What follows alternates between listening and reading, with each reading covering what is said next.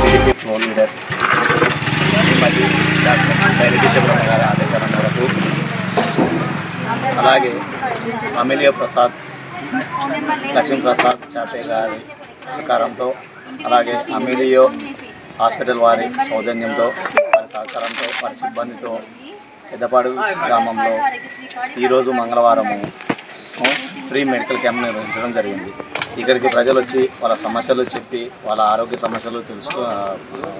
సమస్యలు వివరించి ఇంతసేపు ప్రసాద్ సార్ గారు ఉండి వాళ్ళ సమస్యలు చూసి వెళ్ళిపోయింది సార్.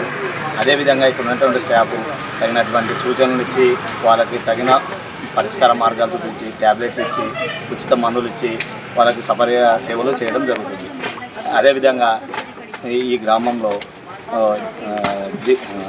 నారా లోకేష్ ఫౌండేషన్ జిల్లా అధ్యక్షుడు కళ్యాణ్ శివనారాయణ గారి ఆధ్వర్యంలో ఈ క్యాంపు నిర్వహించడం జరిగింది.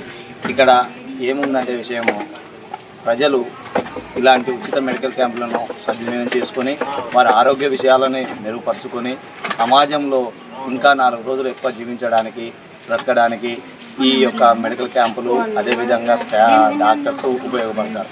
మనలో మనమే ఆలోచించకుండా తగినటువంటి పరిష్కారము డాక్టర్ ద్వారా తెలుసుకొని మనము దానికి నివారణ తీసుకోవాల్సిందిగా కోరుతున్నాం.